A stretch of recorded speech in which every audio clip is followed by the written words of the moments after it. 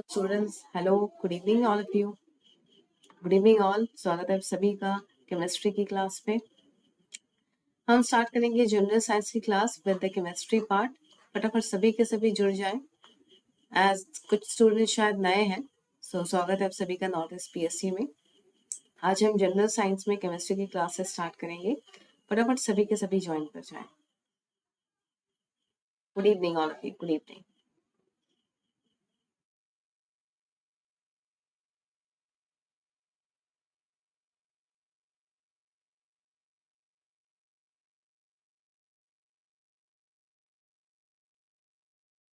चलिए, good evening सभी को, गुड इवनिंग। आप सभी कुछ शायद नए स्टूडेंट्स भी हैं, कुछ पुराने हैं हमारे। सो सभी को गुड इवनिंग, स्वागत है आप सभी का नॉर्थ ईस्ट पीएससी में। आज की जो हमारी क्लास रहेगी, जो रहेगी जनरल केमिस्ट्री। जनरल केमिस्ट्री में हम कवर करेंगे आपका टॉपिक्स जो क्लास 10 तक रहता है। कोई भी बोर्ड को लेकर चलिए तो क्लास 10 तक जो टॉपिक्स रहते हैं उसी चीज को हम जनरल केमिस्ट्री में हम कंप्लीट करेंगे। ठीक है, स्टार्ट करेंगे डिस्कवरी या फिर केमिस्ट्री का एकदम मेन जो चीज है एटम से। बेसिकली हम एटम से आज शुरुआत करेंगे। फटाफट सभी के सभी ज्वाइन कर जाएं।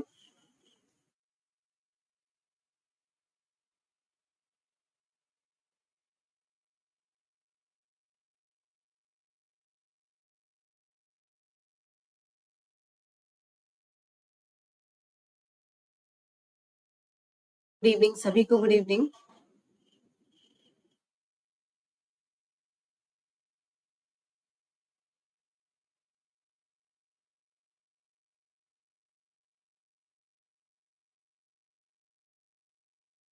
लाइव चैट पे आप पार्टिसिपेट कर सकते हैं। लाइव चैट ऑप्शन आपके पास खुला है।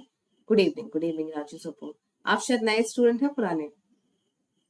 बहुत ऐसे भी हैं जो नए स्टूडेंट हैं, आज कुछ पुराने स्टूडेंट भी हैं। Good evening to all of you. जो हमारी जनरल केमिस्ट्री की जो क्लास होगी वो आपके किसी भी एग्जाम्स में हम सारे के सारे जो टॉपिक जो जनरल वाइज होती है वो हम पूरा कंप्लीट करेंगे। प्लस हम जो बेसिक्स है उससे स्टार्ट करेंगे। एकदम बेसिक्स अगर कहा जाए तो आपका जो केमिस्ट्री है बेसिकली आपका 6-7 से स्टार्ट हो जाते हैं। 6 to 10 केमिस्ट्री में जितने भी टॉपिक्स है उसको हम कवर करेंगे इस सेशंस में। 6 to 10।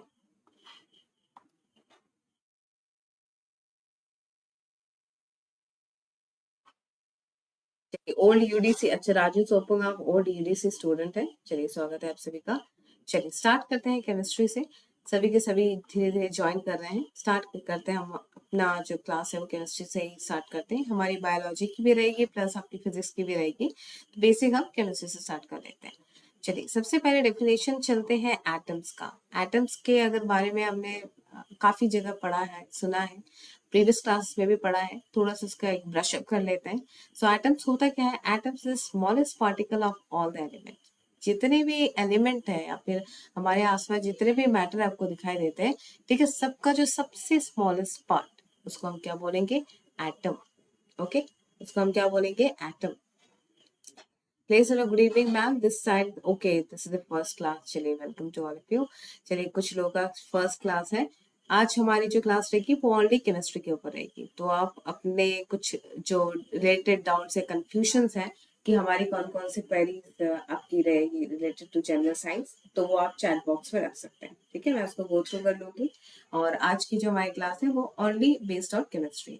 हमें कंप्लीट करनी है chemistry plus bio plus physics. ठीक है, देखिए हर एक क्लास के एंड में मैं कोशिश करती हूँ 5-5 एमसीक्यूज रख लूँ।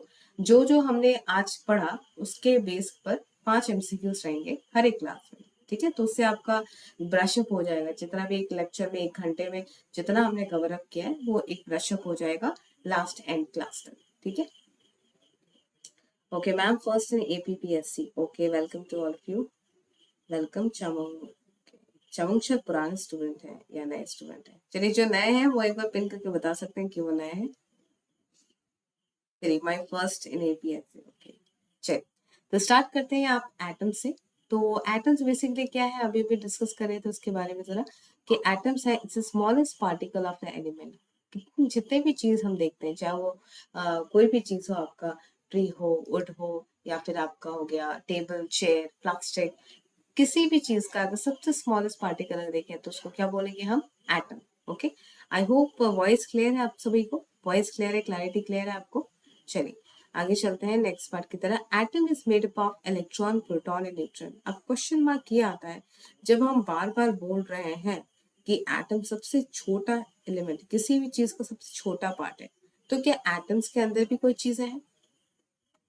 क्वेश्चन आपका यहाँ आता है ना कि क्या एटम्स के अंदर भी कोई चीजें हैं? जी जरूर, एटम्स के भी अंदर चीजें रहते हैं, वो क्या कहलाते हैं, इलेक्ट्रॉन्स, प्रोटॉन्स एंड न्यूट्रॉन्स। ठीक है, तीन अलग अलग चीजें हैं, उनको क्या कहते हैं हम, इलेक्ट्रॉन, प्रोटॉन एंड न्यूट्रॉन्स। जब सबसे पहली बार एटम डिस्कवर किया गया था बाय जॉन डाल्टन, तो उन्होंने बस एटम्स के बारे में यही थ्योरी दी थी कि एटम के अंदर और कुछ नहीं रहता, एटम एक स्मॉलेस्ट पार्टिकल है। बट बाद में कुछ साइंटिस्ट ने ये देखा कि ये स्मॉलेस्ट पार्टिकल नहीं है, इसके भी अंदर सब पार्टिकल्स हैं। तो वो क्या क्या पार्टिकल्स हैं, वो कहलाते हैं आपके इलेक्ट्रॉन्स। हम सभी को डिस्कस करेंगे, इलेक्ट्रॉन्स, प्रोटॉन्स और न्यूट्रॉन्स। ओके, बहुत लोगों का फर्स्ट क्लास है, चलिए welcome to all of you. सभी लोग बहुत लोग नए हैं आज, कुछ पुराने भी हैं स्टूडेंट्स। चलिए तो हम इलेक्ट्रॉन, प्रोटॉन एंड न्यूट्रॉन्स को डिस्कस करेंगे इन डिटेल। तो अगर एटॉमिक स्ट्रक्चर देखा जाए, so this is called a 3D atomic structure. जो मॉडर्न डे में हम एक्सेप्ट करते हैं, सो 3D एटॉमिक स्ट्रक्चर। अच्छा ये बताइए, इनमें से ये जो कितने लोगों ने ये ऐसा स्ट्रक्चर पहले देखा है? कभी तो देखा होगा कि गूगल्स वगैरह में, या फिर आप आपने जब बचपन में पढ़ाई की होगी तब भी ये वो जो स्ट्रक्चर है एटम का, ये आपने देखा होगा। ठीक है, so this is the basic structure, 3D structure of atom हम बोलेंगे। ठीक है, this is not 2D। 2D काफी बुक्स में ऐसे भी रहता है कि एटम्स के शेल कुछ इस तरीके से बनाए हुए रहते हैं, स्पेरिकल शेप के, और बीच में आपका न्यूक्लियस होता है। ठीक है, तो ये आपका 2D पिक्चर हो गया। सो 2D पिक्चर में नहीं जाएंगे भाई, हम बेसिकली हम 3D पिक्चर में चलेंगे। देखा था जिमी न्यूट्रॉन, ओके न्यूट्रॉन में, जी जी जी देखा था, ओके ओके। ये काफी साइंस फिक्शन जो मूवीज नहीं होती है, तो उसमें भी ये सब पिक्चर्स दिखाते हैं। ठीक है, ये जो आपका एटॉमिक एटम का जो स्ट्रक्चर है, ये साइंस फिक्शन वाली जो मूवीज है उसमें वो दिखाते रहते हैं। ठीक है, जो थोड़ा बहुत साइंटिफिक बेस वाला जो होता है, ठीक है, तो उसमें दिखाते हैं। चलिए, कुछ जो होता है नहीं, कभी कभार साइंस साइंस जितने भी साइंटिस्ट है वो एक्सपेरिमेंट्स करते हैं, तो उनके अंदर ये सब दिखाया जाता है। तो 3D atomic structure, this is called a 3D atomic structure. I hope picture सबको क्लियर है। अगर चाहे तो मैं थोड़ा सा जूम इन कर सकती हूँ। ये रहा, दिस इज द पिक्चर। अब सबको क्लियर है दिखने में? चलिए अब थोड़ा सा डिस्कस कर लेते हैं एटम के अंदर कौन कौन सा पार्टिकल्स। अब दिख रहे हैं ये जो कलरफुल पार्टिकल्स दिख रहे हैं ना, मैं ये नहीं बोल सकती कि एग्जैक्ट कलर के हैं, बस आपको डिफरेंशिएट करने के लिए इस पीडीएफ में जरा अलग अलग कलर के दिखाए गए हैं। ठीक है, ये एग्जैक्ट इसी कलर के हैं ऐसा नहीं है, बिल्कुल ऐसा बिल्कुल मत माने कि इसी कलर का है। बट इस पीडीएफ में इन दो पार्टिकल्स को अलग अलग करने के लिए अलग अलग कलर का इस्तेमाल किया गया। ठीक है, सबसे पहले थोड़ा सा स्ट्रक्चर को हम देखते हैं, उसको समझते हैं। बीच वाला जो स्पेरिकल स्ट्रक्चर है, आप सभी देख पा रहे हैं, एक स्पेयर जैसा एक स्ट्रक्चर है बीच में, मैंने येलो कलर से इसको डिनोट भी किया है। ठीक है, तो ये जो स्ट्रक्चर है, अच्छा no ma'am this was a cartoon, good evening. अच्छा जी एक्चुअली मैं ये नहीं बोलूंगी ये एग्जैक्ट वो है कि ये एक बेसिक ऐसा इमेजिनेटिव पिक्चर है तो कि हमारे दिमाग में बैठ जाए कि इलेक्ट्रॉन, न्यूक्लियस और प्रोटॉन होता क्या चीज है। ठीक है, तो एग्जैक्टली अगर हम इसके अंदर देखेंगे तो मैं ये नहीं बोलूंगी ऐसा ही पिक्चर दिखता है आपको माइक्रोस्कोप के अंदर, बट हम स्टडी के लिए एज ए इमेजिनेटिव पिक्चर की वजह से हम इस तरीके से हम मान सकते हैं। ठीक है, ये एग्जैक्टली ये ऐसा दिखता है ऐसा नहीं है बिल्कुल। ठीक है, माइक्रोस्कोप में अलग तरीके का दिखता है, बट आप एज ए स्टडी करने के लिए पिक्चर को आप ऐसे ले सकते हैं। डैनियल तालंग शायद ये भी नए स्टूडेंट, काफी आज नए स्टूडेंट्स हैं। चलिए बहुत अच्छा। तो हम जो spherical shape of the picture देख पा रहे हैं, अच्छा इनमें से साइंस बहुतों की है या मोस्टली आप आर्ट्स वाले हैं बैकग्राउंड के? देखिए साइंस वाले होंगे तो उन लोग तो फटाक से समझ जाएंगे, काफी बहुत ज्यादा पुराना नहीं होगा उनके लिए। साइंस वाले स्टूडेंट तो फटाक से समझ जाएंगे, उनके लिए हो सकता है थोड़ा सा बच्चों ऐसा टॉपिक हो। बट सिंस ये बेसिक देखिए जनरल क्लास है, तो मैं जनरल वाइज में स्टार्ट करती हूँ, एकदम स्टार्ट एकदम जैसे हम बचपन से हम पढ़ रहे थे, तो उसी के एकदम बेसिक से मैं स्टार्ट करूंगी। तो ये रहता है आपका अंदर वाला जो स्ट्रक्चर है, इसको क्या कहा जाता है, न्यूक्लियस। इसको क्या कहा जाता है अंदर वाले स्ट्रक्चर को, न्यूक्लियस। जो स्पेरिकल शेप में है वो, तो एकदम एग्जैक्ट स्फेरिकल शेप और almost at the centre of the atom. यहाँ पर ये और एक प्रॉपर्टी हम बोल सकते हैं, it is almost at the centre of the atom. ठीक है, at centre of the atom.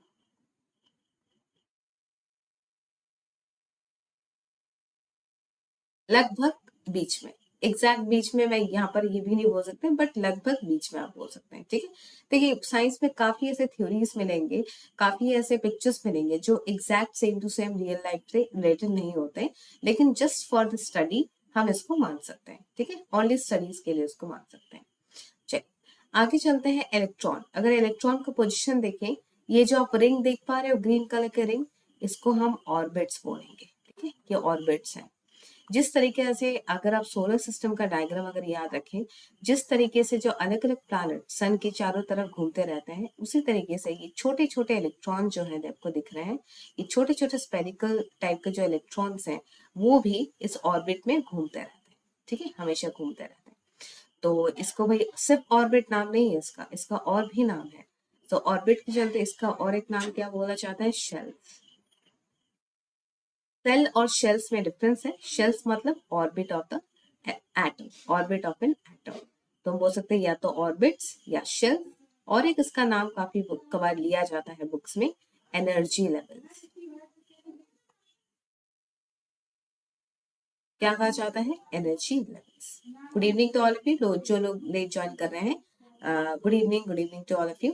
देखिए हमने एकदम बेसिक से स्टार्ट की है, मतलब एकदम केमिस्ट्री का एकदम बेसिक से हमने स्टार्ट किया एटम से। ठीक है, तो जो लेट ज्वाइन किए हैं थोड़ा सा अगर पीछे जाके अगर थोड़ा लेक्चर देख लेंगे फिर आगे आएंगे तो आपको बेनिफिट होगा।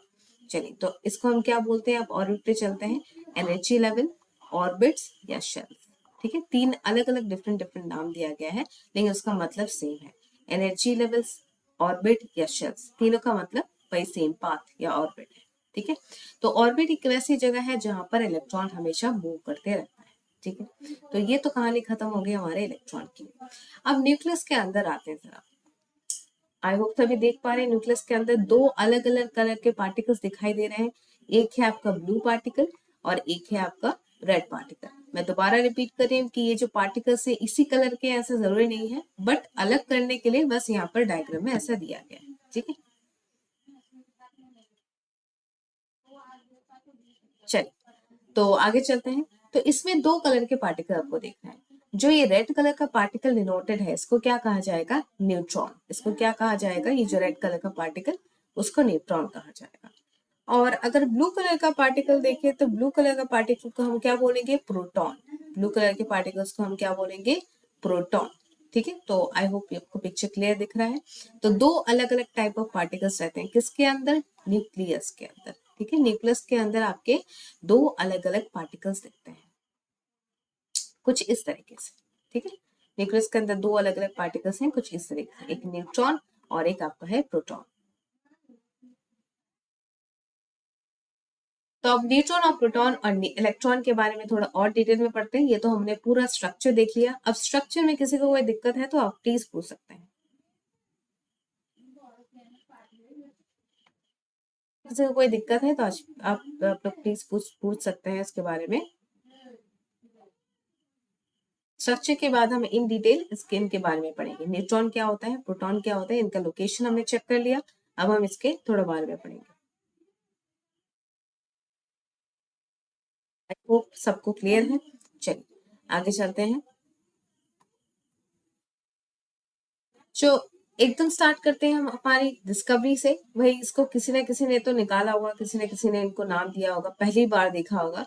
तो जे थॉमसन जो साइंटिस्ट का नाम है काफी इंपॉर्टेंट है, आप इसको मार्क कर लीजिए। जहां मार्क करना होगा, जहां इंपॉर्टेंट बोलना होगा, मैं आपको बता दूंगी कहाँ से क्वेश्चन आता है। जैसे यहाँ पर J Thomson discover the electron.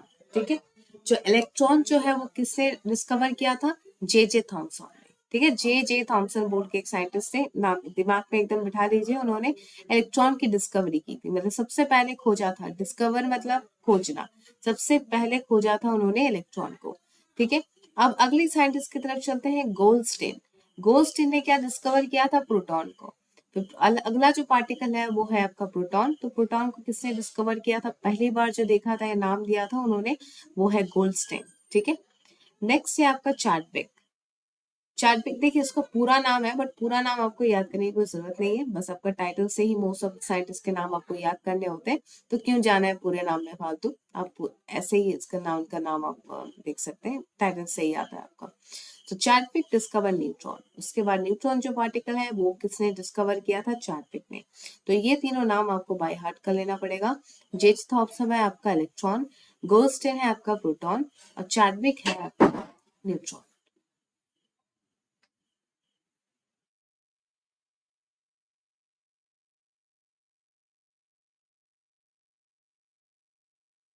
चलिए आगे पार्ट में चलते हैं।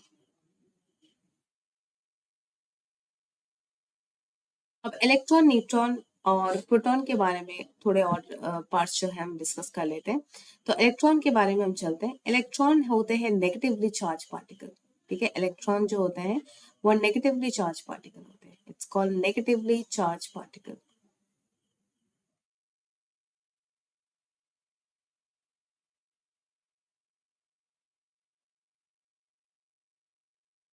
ठीक है। तो इलेक्ट्रॉन जो होती है वो आपकी नेगेटिवली चार्ज पार्टिकल कहलाती है, ठीक है। तो इसको जनरली काफी बुक में इसको ऐसे भी डिनोट करते हैं, E-1। इसका बेसिकली जो अगर मास देखें तो इसका मास आपका 0, ठीक है। काफी बुक में ऐसे भी डिनोट किया जाता है E-1 × 0, ठीक है। तो ये होता है नेगेटिवली चार्ज पार्टिकल, ये होता है आपका नेगेटिवली चार्ज पार्टिकल। तो जितने भी इलेक्ट्रॉन्स आपके यहाँ पर ऑर्बिट में घूमते रहते हैं ये सब क्या है, नेगेटिवली चार्ज पार्टिकल्स हैं, ठीक है। ये आपके सारे के सारे नेगेटिवली चार्ज पार्टिकल्स हैं। और ध्यान रखना है इलेक्ट्रॉन ही वही पार्टिकल्स हैं जो एटम्स के न्यूक्लियस के चारों तरफ घूमते रहते हैं एज इन सोलर सिस्टम, ठीक है। जिस तरीके से सोलर सिस्टम में प्लैनेट्स घूमते रहते हैं उसी तरीके से जो यहाँ पर एटॉमिक स्ट्रक्चर में जो इलेक्ट्रॉन्स है वो न्यूक्लियस के चारों तरफ घूमते रहते हैं, ठीक है। तो ये हो गया आपका इलेक्ट्रॉन। अब हम आते हैं नेक्स्ट पार्ट की तरफ, वो है आपका प्रोटॉन। प्रोटॉन को हम कैसे डिनोट करेंगे, काफी बुक्स में ऐसे दिया जाता है P, क्योंकि इनका इसका जो चार्ज है वो +1, और मास की जगह हम 0 ले लेते हैं, मतलब बहुत मासलेस पार्टिकल है चार्ज, ये मासलेस एकदम पार्टिकल है, बहुत कम मास है, या फिर आप मास के बारे में नहीं डिस्कस करें तो जरूरत नहीं है यहाँ पर, ठीक है। तो ये इसका जो चार्ज होता है ये आपका होता है +1, इसको कहा जाता है पॉजिटिवली चार्ज पार्टिकल्स, ठीक है। इसको क्या कहा जाता है, पॉजिटिवली चार्ज पार्टिकल्स, ओके। इसको कहा जाता है आपका पॉजिटिवली चार्ज पार्टिकल। नेक्स्ट हम चलते हैं, इलेक्ट्रॉन्स को चार्जलेस पार्टिकल्स कहा जाता है, ठीक है। इसको एन से डिनोट किया जाता है, काफी बुक्स में आपको एन मिलेगा। तो ये है चार्जलेस आपका पार्टिकल, ठीक है। इसमें कोई चार्ज नहीं रहता, तो एकदम न्यूट्रल है, ठीक है। चार्जलेस पार्टिकल भी बोल सकते हैं, या तो आप चार्जलेस पार्टिकल बोलिए या आप न्यूट्रल पार्टिकल बोलिए, एक ही बात है, ठीक है। यहाँ तक आप सभी को क्लियर है, प्लीज बताएं कोई दिक्कत है यहाँ तक तो आप प्लीज क्लियर कर सकते हैं विद इन द क्लास।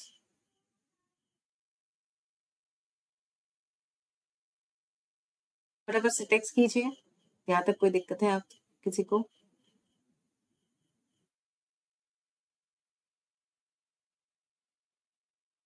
चलिए, चार्ल्स ओलिविया एकदम क्लियर है, बहुत बढ़िया।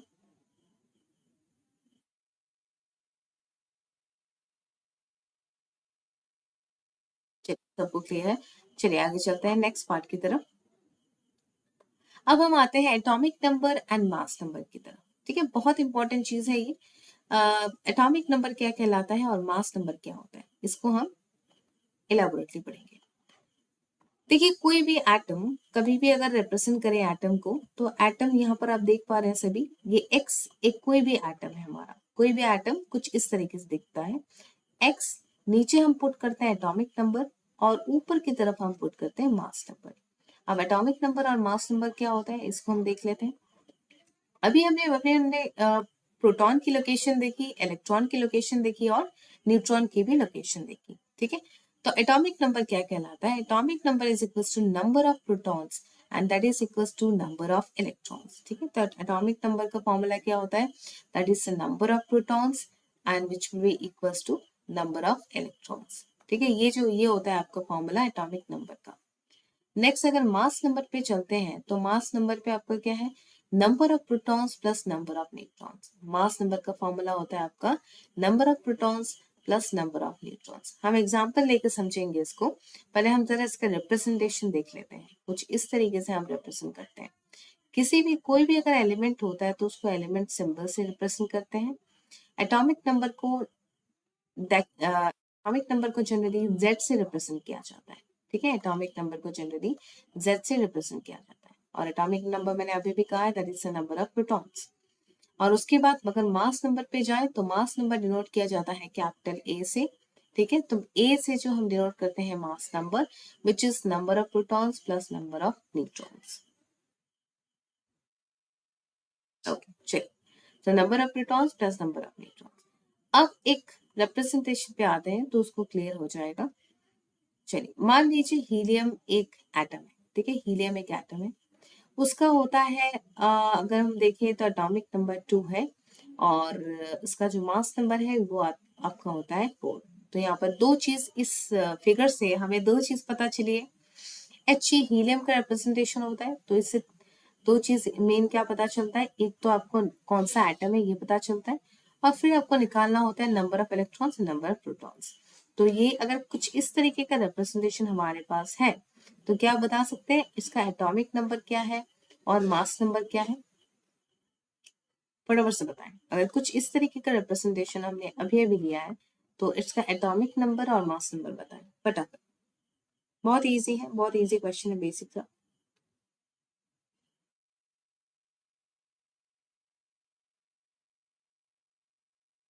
चलिए फटाफट चैट पे रिप्लाई दें।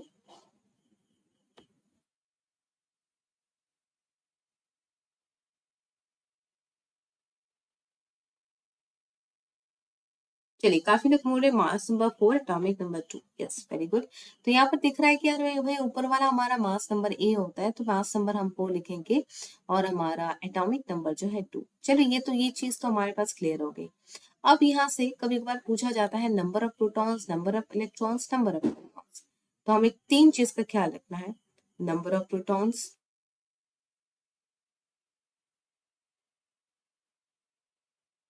नंबर ऑफ न्यूट्रॉन्स और आपका होता है number of electrons.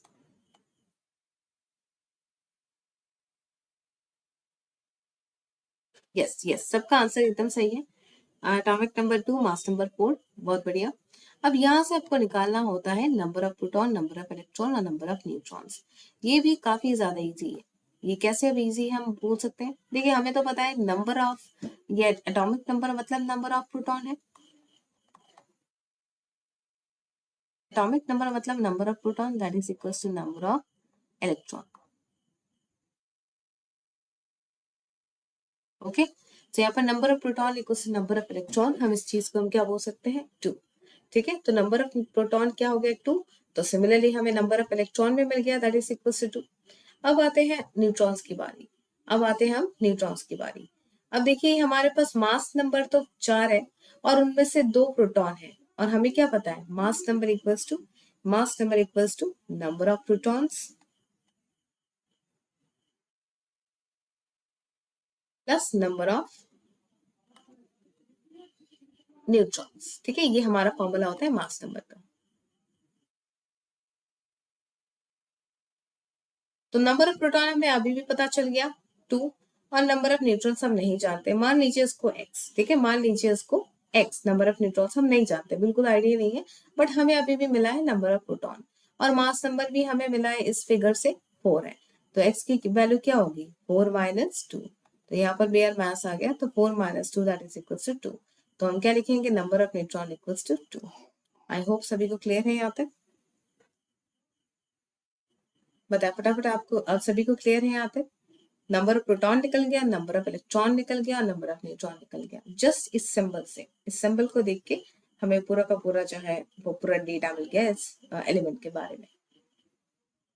I hope सभी को अब सभी को क्लियर है।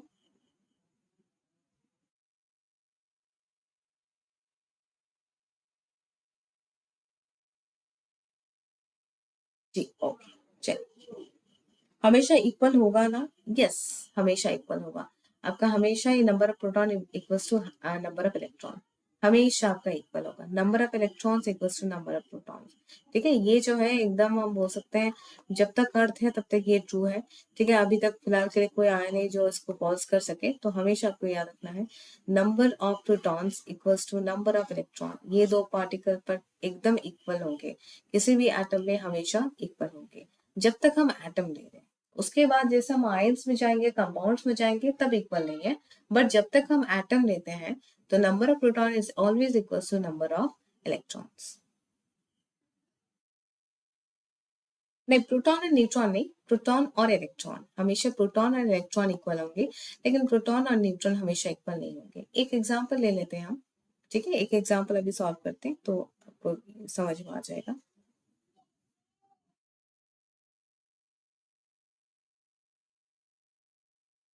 यहाँ तक किसी को कोई दिक्कत है?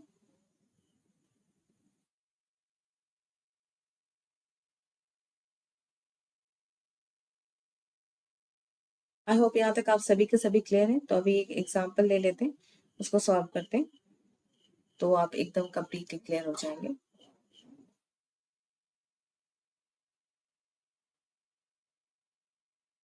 चलिए एक लेते हैं आपका next example.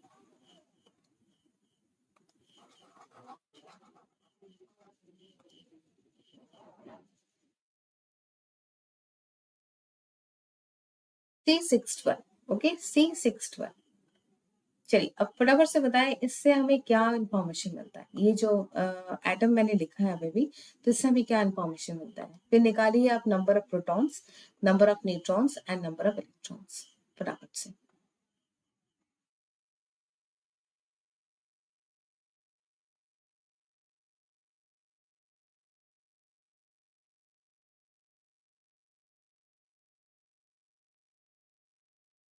Okay, mentor gaming आप बोल रहे हैं कि मास नंबर और एटॉमिक नंबर में डिफरेंस क्या है। जी, मास नंबर और एटॉमिक नंबर में ये डिफरेंस है। एटॉमिक नंबर है आपका नंबर ऑफ प्रोटॉन्स, और मास नंबर का फॉर्मूला में जाएं तो that is equal to number of neutron plus number of protons.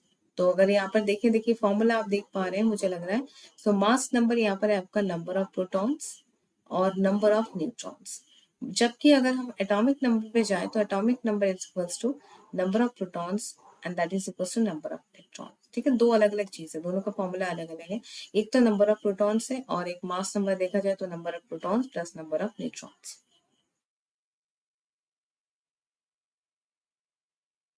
Yes, 40 अलेविया, बहुत बढ़िया आपका आंसर है। देखिए 6 है यहाँ पर, अभी दिख रहा है कि z की जगह हमने 6 लिया है, तो यहाँ पर डायरेक्टली हम लिख सकते हैं 6 that is our number of proton and that is equal to number of electron. ठीक है, तो यहाँ पर हम डायरेक्टली लिख सकते हैं 6। और अगर a पे जाए तो a हो जाएगा आपका 12। ठीक है, क्योंकि ऊपर वाला जो पार्ट होता है वो आपका 12। सिमिलरली अगर नंबर ऑफ न्यूट्रॉन्स निकाले तो इस इक्वेशन में बिठा देते हैं 12 is equals to number of proton की जगह हमें मिला है 6, और मान लीजिए न्यूट्रॉन्स की जगह हमें नहीं पता है, तो x will be equals to 12 minus 6 that is equals to आपका हो जा रहा है 6। ठीक है, तो ये हो गए सारे के सारे इंफॉर्मेशन। तो नंबर ऑफ प्रोटॉन निकल गया 6, नंबर ऑफ न्यूट्रॉन निकल गया 6, और नंबर ऑफ इलेक्ट्रॉन्स भी निकल गया आपका 6। ठीक है, देखिए ये कुछ एग्जाम्पल थे जहां पर इक्वल थे। अब मान लीजिए ये वाला एक एग्जाम्पल H1, फटाफट से बताएं फिर हम अगले टॉपिक पे चलते हैं। 3H1 कुछ इस तरीके का है अगला हमारा एटम।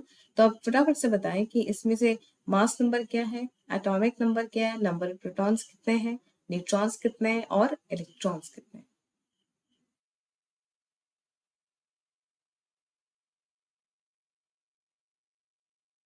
चलिए फटाफट से इसका आंसर बताएं। Yes, atomic number 1, no doubt atomic number यहाँ पर 1 है आपका, एटॉमिक नंबर 1। और मास नंबर कुछ लोग बोल रहे हैं 3, बहुत बढ़िया। अब number of proton, neutron, electron निकालते हैं। नंबर ऑफ जी, मास नंबर 3, एटॉमिक नंबर 1। तो नंबर प्रोटॉन, न्यूट्रॉन, इलेक्ट्रॉन बताएं फटाफट।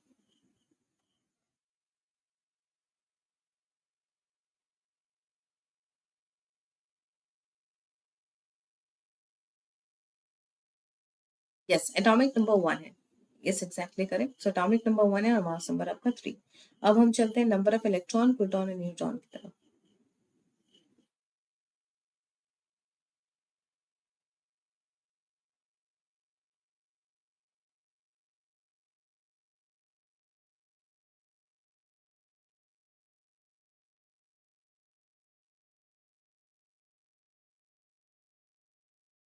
चलिए फटाफट से बताएं, number of proton, neutron and electrons. Yes, A3Z1, yes, very good. अब नंबर ऑफ न्यूट्रॉन, प्रोटॉन और इलेक्ट्रॉन की तरफ जाएं तो प्रोटॉन आपका निकल रहा है एटॉमिक नंबर, तो definitely is equals to 1। Electron भी वही होता है, एटॉमिक नंबर हमारा वो इक्वल्स टू इलेक्ट्रॉन अगेन होता है, ठीक है। तो यहाँ पर भी हम नंबर ऑफ इलेक्ट्रॉन्स को 1 लिख सकते हैं। और न्यूट्रॉन्स की तरफ जाएं तो अगर न्यूट्रॉन्स की तरफ जाएं तो यहाँ पर निकाल लेते हैं सेम इक्वेशन से। तो मास नंबर हमारे पास 3 है, नंबर ऑफ प्रोटॉन्स हमने अभी भी निकाला है 1, और नंबर ऑफ न्यूट्रॉन्स की जगह मान लीजिए x, तो हमारा x हो जाएगा 3 minus 1 that is equals to 2, ठीक है, that is equals to 2। 3 minus 1 हमारा क्या हो जाएगा 2। आई होप ये वाला पार्ट है बहुत इजी है, बहुत इजी था इसका, तो आपको क्लियर है। चलिए अगली पार्ट पे चलते हैं। अब हम समझते हैं what is isotope. I hope यहाँ तक आप सभी को क्लियर है, काफी लोग समझ चुके होंगे कि किस तरीके से हमें एटॉमिक नंबर, मास नंबर और नंबर ऑफ प्रोटॉन, न्यूट्रॉन्स और इलेक्ट्रॉन्स ये निकालने हैं, ठीक है।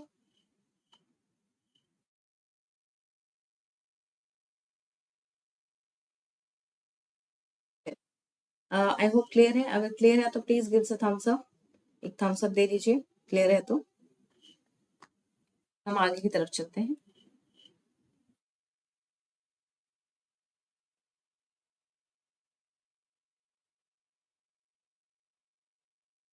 चलिए बताएं यहाँ तक क्लियर है। Okay, Charles Oliveira. ओके चलिए नेक्स्ट पार्ट की तरफ चलते हैं। नेक्स्ट है आपका आइसोटोप्स, ठीक है। मैं थोड़ा सा धीरे चल रही हूँ सिंस आज हमारा क्लास डेमो क्लास है, तो मैं थोड़ा सा धीरे चल रही हूँ, ठीक है। देखिए अगर आपके अंडरस्टैंडिंग के ऊपर अगर कोई दिक्कत आती है तो आप प्लीज टेक्स्ट पे बताएं, टेक्स्ट पे अगर बताएंगे तभी मैं उसी टॉपिक को रिपीट करूंगी, क्योंकि ऐसा होता है ना कभी कभार ये कुछ लोगों को समझ में आ गया लेकिन कुछ लोगों को नहीं आया है, ठीक है। तो मैं, आप ये मत सोचिए ऐसा ही स्लो चलेगा, बिल्कुल नहीं। जब आपकी अंडरस्टैंडिंग धीरे धीरे बढ़ती रहेगी तो हम सिलेबस को कंप्लीट करने के लिए उस स्पीड से हम पढ़ेंगे, ठीक है।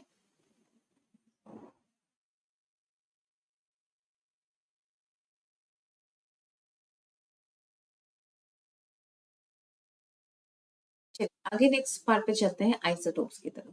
आइसोटोप्स है आपका same atomic number but different mass number. ऐसे कुछ एलिमेंट है, कभी कभार आप देखिएगा कुछ एलिमेंट्स ऐसे मिल जाते हैं जिसमें एटॉमिक नंबर सेम होता है लेकिन कभी कभार मास नंबर डिफरेंट हो जाता है, ठीक है। जैसे एक एलिमेंट हो गया, एक एग्जाम्पल से हम समझते हैं तब समझ में आ जाएगा, ठीक है। यहाँ पर हाइड्रोजन के 3 अलग अलग एलिमेंट दिखाए गए, ठीक है। यहाँ पर हाइड्रोजन में 3 अलग अलग एलिमेंट दिखाए गए हैं।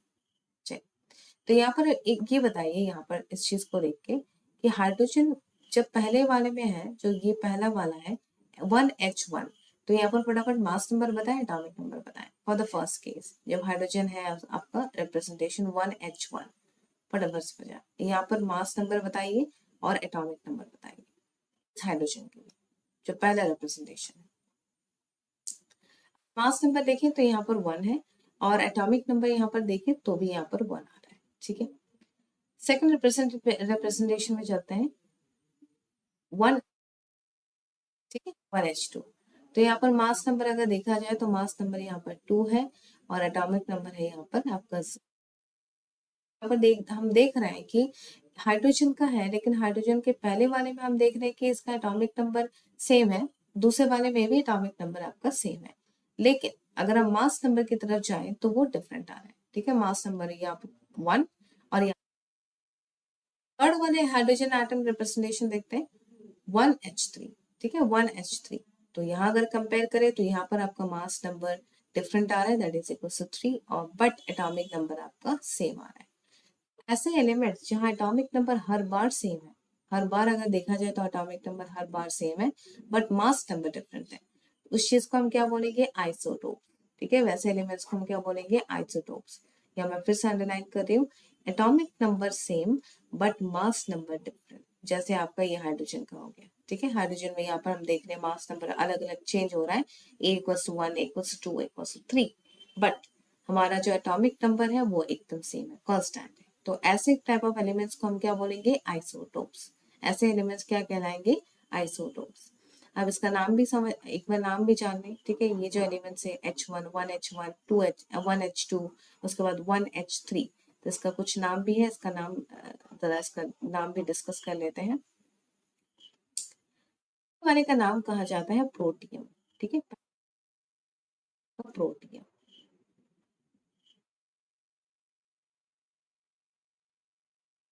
वाले का नाम कहा जाता है आपका ड्यूटेरियम।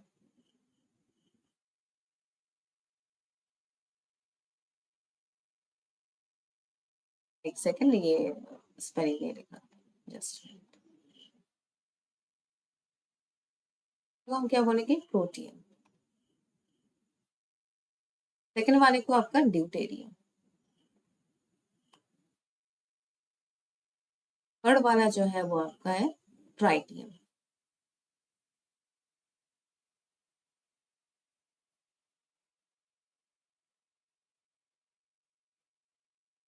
ये थर्ड वाले का जो है आपका ट्राइटियम। तो आपका सबसे पहला वाला प्रोटियम, ड्यूटेरियम एंड ट्राइटियम, ठीक है, प्रोटियम, ड्यूटेरियम एंड ट्राइटियम। चलिए, तो ये आपके तीन अलग अलग नाम है किसके, आइसोटोप्स ऑफ हाइड्रोजन। ये जो हमने तीन अलग अलग ये पढ़ा, तो ये एक्चुअली बेसिकली है आइसोटोप्स ऑफ हाइड्रोजन कहलाता है, ठीक है, इसको कहा जाता है isotopes of hydrogen, isotopes of.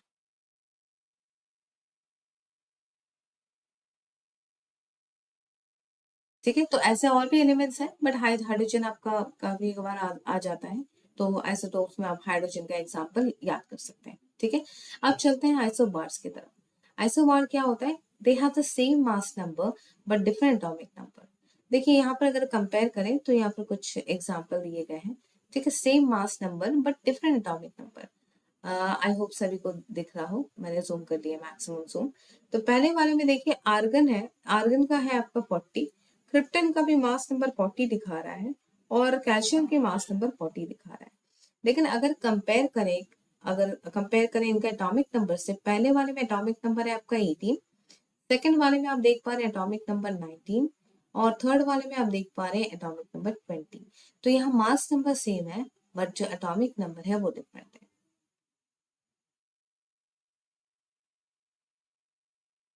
जी मैं बता रही हूँ, देखिए और भी एलिमेंट में पॉसिबल है, कुछ लोग बता रहे हैं कि आइसोटोप्स है, कुछ और भी एलिमेंट, काफी एलिमेंट्स हैं जिसमें पॉसिबल, जैसे कार्बन का आइसोटोप होता है, ठीक है, आइसोटोप का मैं और एक एग्जांपल दे देती हूँ आपको।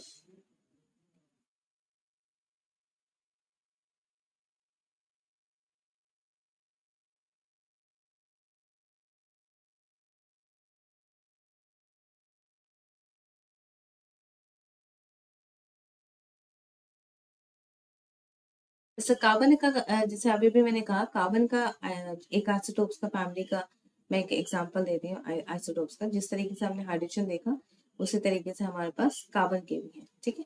तो एक कार्बन का एग्जांपल आप नोट डाउन कर सकते हैं, पीडीएफ में नहीं है बट मैं जस्ट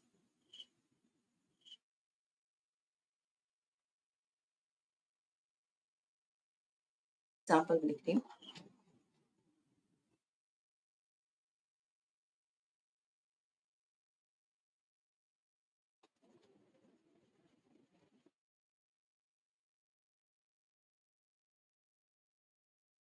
कार्बन के आप आइसोटोप्स देख सकते हैं, मैं यहाँ पे देख रही हूँ, आपको भी आपको दिख रहा है।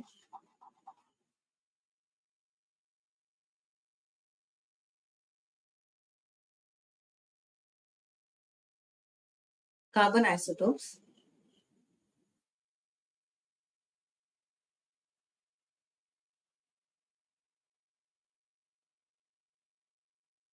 ठीक है। तो पहला वाला जो कार्बन आइसोटोप्स होता है वो आपका 12C6, ठीक है, पहला जो कार्बन आइसोटोप है वो आपका 12C6, ठीक है, ये सबसे ज्यादा प्योर कार्बन हम मानते हैं, ठीक है, इसको हम बेसिकली हम ज्यादा प्योर कार्बन मानते हैं। नेक्स्ट है आपका C13, फिर इसका नेक्स्ट आइसोटोप है आपका 13C6, ये आपका कार्बन आइसोटोप।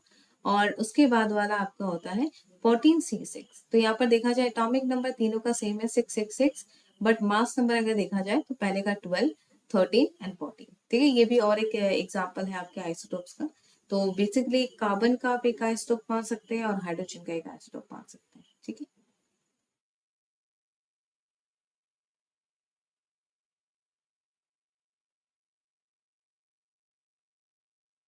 यहाँ तक आप सभी क्लियर है, ये तो एग्जाम्पल जो बहुत ज्यादा मोस्ट कॉमन पूछा जाता है, तो ये तो एग्जाम्पल है। और भी एलिमेंट्स के हैं आइसोटोप्स, अगर चाहे तो मैं यहाँ डिस्कस कर सकती हूँ। जैसे आपका लिथियम हो गया, बोरोन हो गया, सिलिकॉन हो गया, क्लोरीन हो गया, फिर आपका आयरन हो गया, ठीक है। तो ऐसे काफी आइसोटोप्स हैं। ये बेसिकली आप ये दो एग्जाम्पल याद कर सकते हैं। हाइड्रोजन तो आपका मेन है, ठीक है। चलिए, आई होप मेंटोर गेमिंग आप क्लियर हैं। तो अब आइसोबार्स की तरफ चलते हैं। यहाँ तक किसी को कोई दिक्कत है तो आप जरूर पूछ सकते हैं, उसके बाद हम आइसोबार्स पे चलते हैं। चलिए, do with syrup, okay fine. चलिए, तो आइसोबार्स में हम क्या देख रहे थे, different atomic number but same mass number. अगर इसका देखा जाए मास नंबर तीनों का सेम है बट एटॉमिक नंबर तीनों का डिफरेंट है, ठीक है। आर्गन का है आपका एटॉमिक नंबर 18, अगर पहले बारे में देखें तो मास नंबर है आपका 40, सेम मास नंबर। और अगर देखें एटॉमिक नंबर तो ये आपका 18 हो रहा है, ठीक है। सेकेंड वाले में भी आप बोल सकते हैं मास नंबर यहाँ पर आपका 40,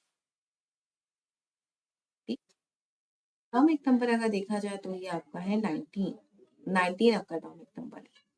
यहाँ पर कैल्शियम का देखा जाए तो ए इज इक्वल टू 40। जी, मेरे पास वो सेटअप नहीं है फेस दिखाने का, और शायद मैं आज थोड़ा सा जल्दीबाजी में भी ज्वाइन की हूँ, ठीक है। तो अगले दिन मैं सेटअप उसका तैयार करके एंड देन फेस दिखा सकते हैं, कोई दिक्कत नहीं है। चलिए, नेक्स्ट है आपका ए इज इक्वल टू 40 और जेड इक्वल टू 20, ठीक है। तो तीनों में आप देखिए कि अलग अलग इनके मास नंबर है, सॉरी अलग अलग इनके एटॉमिक नंबर है बट मास नंबर तीनों का सेम है, ठीक है। अब सभी के सभी क्लियर है। तो आइसोटोप्स आज हमने क्या जाना कि आइसोटोप्स क्या होता है, फिर आपका आइसोबार्स क्या होता है, हमने पढ़ा कि व्हाट इज एटॉमिक नंबर, फिर मास नंबर। आई होप यहाँ तक आप सभी के सभी क्लियर हैं। स्टिल अगर आपको कोई डाउट है तो आप जरूर पूछ सकते हैं। वैसे कुछ बहुत कॉमन एलिमेंट्स जो जिनके मास नंबर एटॉमिक नंबर काफी कभार पूछे जाते हैं, ठीक है, तो उसको हम थोड़ा सा डिस्कस कर लेते हैं। जैसे हो गया, यहाँ पर आपको दिख रहा है ये टेबल, आई होप ये सफिशिएंट जूम है, ये आपको दिख रहा होगा, ठीक है। तो इस टेबल को हम थोड़ा सा देखते हैं। जैसे हाइड्रोजन का एटॉमिक नंबर 1 होता है और एटॉमिक मास इसका 1 होता है, ठीक है। अगर चले आगे की तरफ, अगर हीलियम की तरफ चले तो हीलियम का मास नंबर होता है आपका 4 और एटॉमिक नंबर होता है आपका 2। लिथियम का अगर देखें 3 और मास नंबर देखें तो इसका है आपका 7। बेरिलियम का आपका 4 और एटॉमिक मास है इसका 9। तो कुछ इस तरीके से ये पूरे टेबल में दिया गया है। तो ये मोस्ट कॉमनली पूछे जाने वाले एलिमेंट्स के आपके एटॉमिक नंबर और एटॉमिक मास है।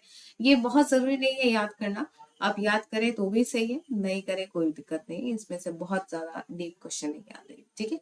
बस आपको मेन वो टॉपिक समझना है कि what is mass number, what is atomic number, बस यही आपको मेन टॉपिक जो है वो आपको समझना है, ठीक है। हाँ, सभी के सभी यहाँ तक क्लियर है। तो ये कुछ ऐसे एलिमेंट्स हैं जिसके मास नंबर और एटॉमिक नंबर दिए गए हैं, ठीक है। अगर देखा जाए बोरोन का है आपका 5 और एटॉमिक मास है आपका 11। देखिए, अगर यहाँ से कैलकुलेट करें तो यहाँ हमेशा जरूरी नहीं है कि number of proton equals number of proton equals number of neutron हो रहा है। बिकॉज यहाँ देखिए काफी में नंबर ऑफ प्रोटॉन और नंबर ऑफ न्यूट्रॉन की संख्या अलग अलग है, ठीक है। जैसे यहाँ पर अगर प्रोटॉन अगर देखें 3 है और एटॉमिक मास मेरा 7 है, तो डेफिनेटली नंबर ऑफ न्यूट्रॉन्स मेरा हो जाएगा 4, ठीक है। तो इस तरीके से ऐसा जरूरी नहीं है, ऐसा कभी मत आप सोचिएगा number of proton equals to number of neutron. चलिए, नेक्स्ट पे चलते हैं। कार्बन का है 6 और इसका एटॉमिक मास है 12। बेसिकली 12 दिया जाता है लेकिन आइसोटोप्स के डिफरेंट डिफरेंट एटॉमिक मासेस होते हैं, वो हमें नहीं चाहिए। नाइट्रोजन है 7, एटॉमिक मास है 14। ऑक्सीजन आपका 8, एटॉमिक मास 16, ठीक है। तो इस तरीके से ये पूरा टेबल दिया गया है। अब हम क्या करते हैं, एमसीक्यू सॉल्व करते हैं। जो जो हमने पढ़ा उसके ऊपर हम कुछ एमसीक्यूज कर लेते हैं तो आपको क्लियर हो जाएगा। चलिए, आई होप सभी रेडी हैं।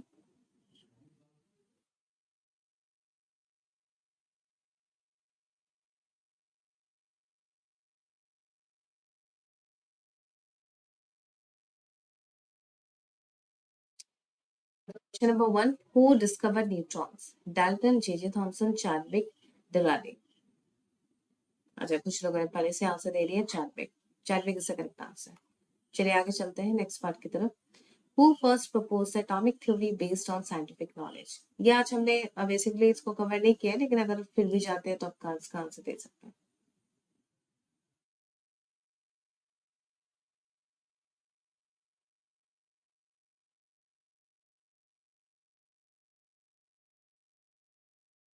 यस, बहुत बढ़िया, John Dalton.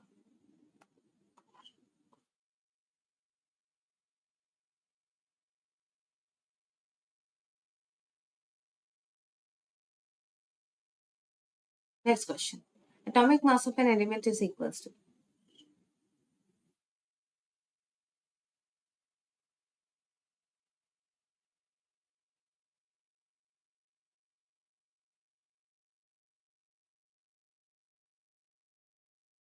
Atomic mass of an element is equals to mass of an electron, mass of a neutron, sum of the mass of proton and neutron, or sum of the mass of electron and proton.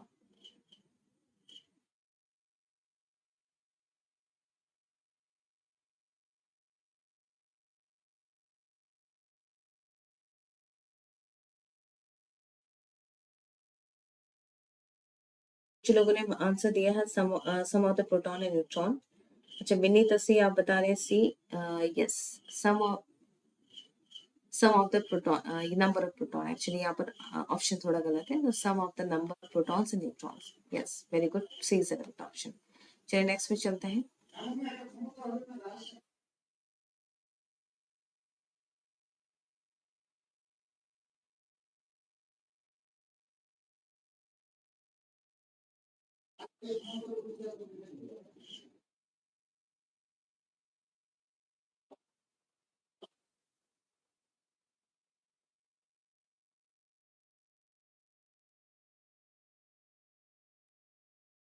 Next part पे चलते हैं। Experimentation with cathode ray led to the discovery of electron, proton, neutron and nucleus.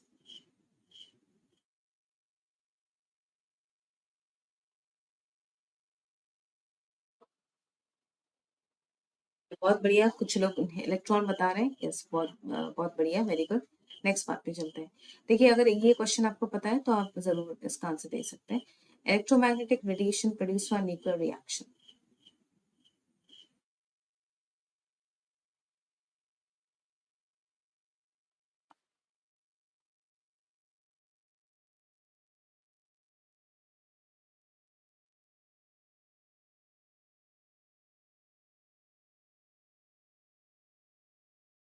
कुछ ऐसे raise जो electromagnetic radiation कहलाते हैं, produced on nuclear reaction, और nuclear reaction से वो प्रोड्यूस होते हैं, तो उनका नाम बताना है आपका सी गामा रेज। ठीक है, तो गामा रेज जो होते हैं वो बेसिकली रेडियो एक्टिव रिएक्शन से वो प्रोड्यूस होते हैं, रेडियो एक्टिव एलिमेंट से या रिएक्शन से। ठीक है, चलिए आगे की तरफ चलते हैं। क्वेश्चन नंबर 6 कोशिश कीजिए, अगर आप जानते हैं तो जरूर बता सकते हैं, करेक्ट आंसर बता देंगे। Who explain the behavior of positively charged particles being deflected from metal positive? तो बेसिकली positively charged particles का जो डिस्कवरी है वो बता रहे हैं।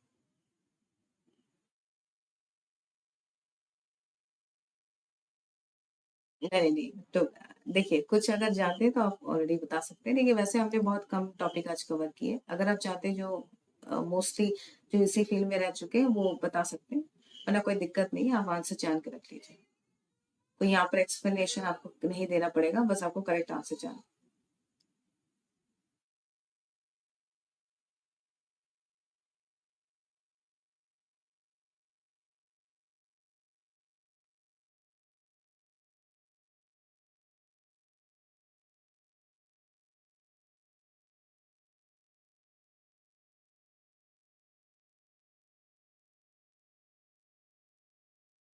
ये आपका आंसर होगा अर्नेस्ट रदरफोर्ड। ठीक है, इसका आपका आंसर होगा अर्नेस्ट रदरफोर्ड। ईयर जान के रख दीजिए, इन ईयर बेसिकली 1911, 1911,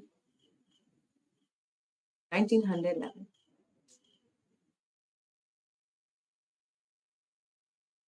ओके, तो ये आपका अर्नेस्ट रदरफोर्ड इन 1911। तो इन्होंने बताया था positively charge particles being deflected from a metal possible. चलिए नेक्स्ट क्वेश्चन की तरफ चलते हैं।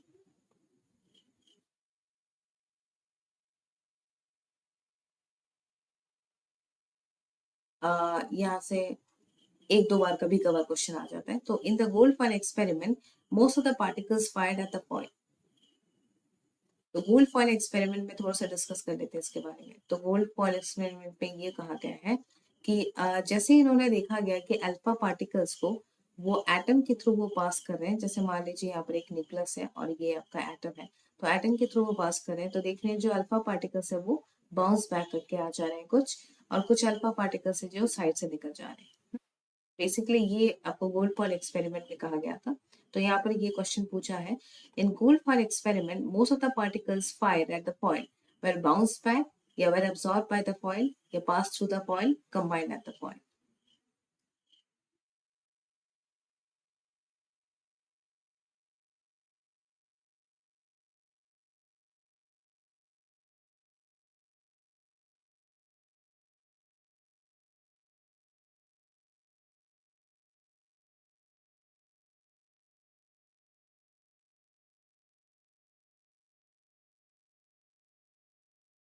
अच्छा, कुछ लोग शायद तुक्का मार रहे हैं।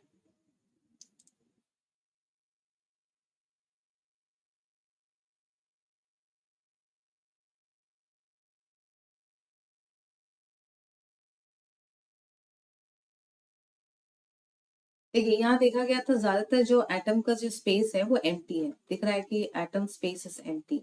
ठीक है, एटम स्पेस इज एम्प्टी। तो जो एटम का स्पेस है वो एम्प्टी है, तो एम्प्टी है इसलिए काफी जो अल्फा पार्टिकल्स है वो पास कर गए थे पॉइंट के थ्रू। ठीक है, तो ये आपका पास थ्रू द पॉइंट, काफी जो अल्फा पार्टिकल्स थे वो पास कर गए थे, क्योंकि वो एटम का जो स्पेस है वो एम्प्टी है, तो इसलिए वो पास कर गए थे। तो C is the correct option. Next question number 8 पे चलते हैं। Which of the following statement is wrong about electron? Electron के बारे में क्या चीज रॉन्ग है? ये it is a particle. It is its motion is affected by magnetic field. It has wave-like property. It emits energy while moving in orbit. तो इनमें से कौन सा जो प्रॉपर्टी है वो फॉल्स है?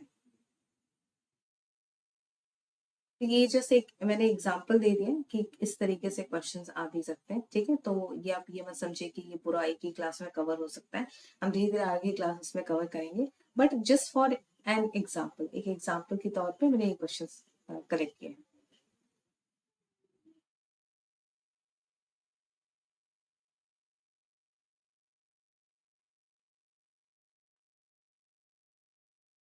इनमें से कौन सा पार्ट रॉन्ग है?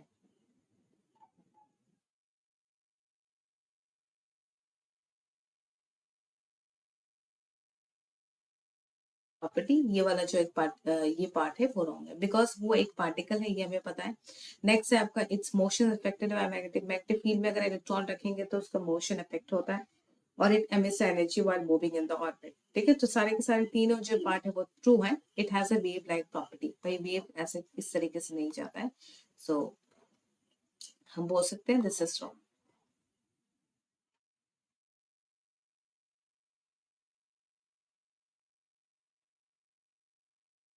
चलिए, the gold foil experiment led to the discovery of, जो गोल्ड फॉल एक्सपेरिमेंट था जो हमने अभी भी देखा था कि ये बीच में न्यूक्लियस है और यहाँ पर आपका अल्फा पार्टिकल्स पास थ्रू हो जा रहे हैं, कुछ बैक कर जा रहे हैं, तो ये गोल्ड फॉल एक्सपेरिमेंट से क्या रखा गया या फिर क्या समझा गया? तो यहाँ पर है आपका कैथोड रे, क्या इलेक्ट्रॉन, न्यूट्रॉन या प्रोटॉन।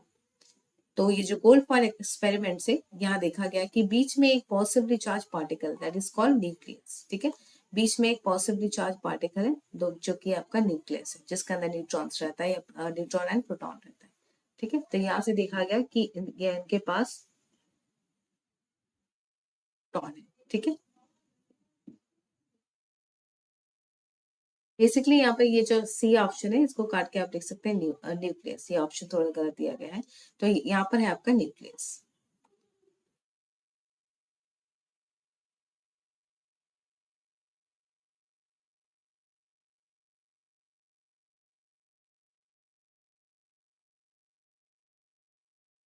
आपका आंसर है आपका सी, न्यूक्लियस। तो न्यूक्लियस, इससे हमें पता चलता है कि बीच में एक possibly something possibly charge things है।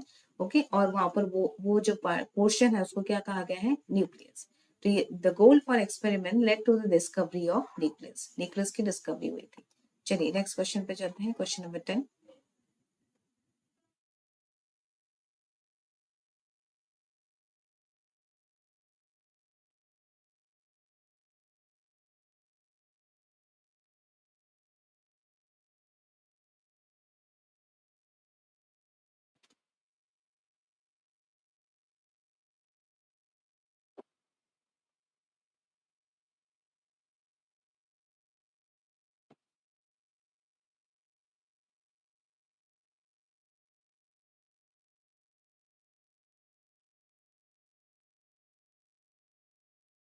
नेक्स्ट क्वेश्चन पे चलते हैं। Nucleus of the most of the atom is composed of. तो न्यूक्लियस में सबसे ज्यादा क्या रहता है ये आपको बताना है। जी जी जी, बैटरी लो है, मैंने ऑन कर दिया, कोई दिक्कत नहीं। चलिए नेक्स्ट पार्ट है। इसमें आपको बताना है nucleus of the atom, nucleus of most of the atoms is composed of tightly packed neutrons या tightly packed protons, tightly packed protons neutrons या टाइटली पैक्ड आपके इलेक्ट्रॉन्स। तो यहाँ पर पूछा क्या है, न्यूक्लियस के अंदर क्या होता है बेसिकली, ये बताना है।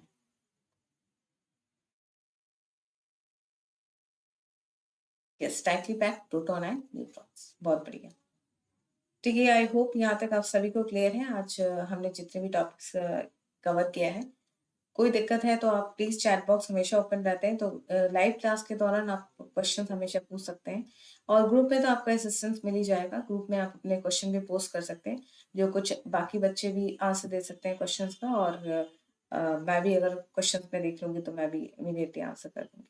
ठीक है, तो आपका ग्रुप का भी आपका बेनिफिट है, प्लस आप लाइव चैट का भरपूर फायदा उठाएं।